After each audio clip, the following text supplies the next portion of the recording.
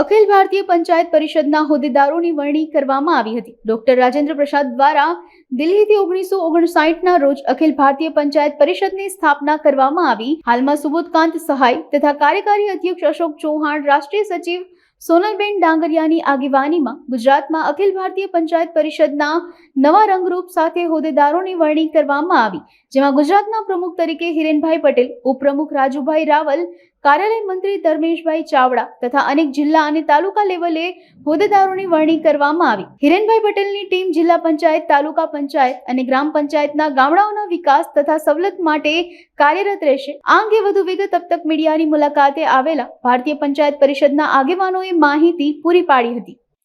મારું નામ ધર્મેશ ચાવડા છે અને હું અત્યારે અખિલ ભારતીય ગુજરાત ગ્રામ પંચાયત પરિષદનો ગુજરાતનો સંકલન મંત્રી છું।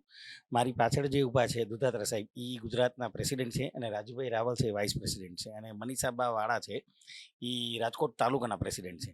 હવે ગ્રામ પંચાયત પરિષદની વાત કરીએ તો આપણે 1960ની અંદર ડૉક્ટર રાજેન્દ્ર પ્રસાદ જે પહેલાં વડાપ્રધાન હતા એને પાર્લામેન્ટની અંદર કે જે ગ્રામ્ય માટે ખેડૂતો માટે છેવાડાના ગામડા સુધી જે કંઈ સવલતો મળવી જોઈએ ને એ મળે છે કે નહીં એના માટે એક પરિષદની રચના કરી હતી। એનું એ પરિષદનું નામ છે અખિલ ભારતીય ગ્રામ પંચાયત પરિષદ, જે વખતો વખત જે તે સમયાંતરે સરકારની સાથે રહીને કામ કરતી જ હતી, પણ હવે એક નવા રંગરૂપ સાથે અને નવા જમાનાની સાથે કદમથી કદમ મિલાવવા માટે ફરીથી એની સંગઠનની રચના કરવામાં। એ સંગઠનની રચના સાથે ગુજરાતમાં એનું પહેલું કદમ છે, જે તમારી સામે ડેલિગેટ્સ જોઈ શકો છો।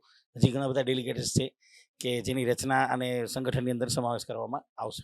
ક્રિયાકીય પ્રકારના કાર્યક્રમની અંદર આપણે વાત કરીએ તો ગામડાની અંદર જે ટાંકો બનાવવાનો આવે, નહેર બનાવવાની આવે, ખેત તલાવડી બનાવવાની આવે, શૌચાખાડા કરવાના આવે, જે શૌચાલય નથી શૌચાલય કરવાના, પ્લસ ગામડાની અંદર જે ખેડૂતોનું મકાન પડી ગયા છે એના માટે જે સરકાર લોન આપે છે કે 1.5 લાખ રૂપિયા કે 3 લાખ રૂપિયા, એ બધી સહાયો ટાઈમ ટુ ટાઈમ પહોંચે છે કે નથી, અને નથી પહોંચતી કે કયા કારણોસર નથી, તાલુકા પંચાયતનો વાંક છે કે જિલ્લા પંચાયતનો વાંક છે કે તાલુકા સદસ્યનો, એ ધ્યાન રાખવાનું કામ ગ્રામ પંચાયત પરિષદ કરશે।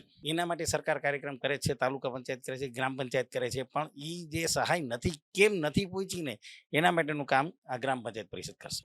લોકોને એક જ અપીલ છે કે જે તમને લોકોને ગ્રામ પંચાયતના જે ડેશબોર્ડ ઉપર બોર્ડ મારેલું હોય કે આટલી યોજનાઓનો લાભ તમને મળે છે, એમાંથી નથી મળ્યો તો એની વિગતો લઈને અમને પહોંચાડો। અમે સરકાર સુધી તમારો અવાજ પહોંચાડશું અને તમારી જે કંઈ યોજનાઓ તમને મળવાપાત્ર છે એનો અમે તમને લાભ અપાવશું।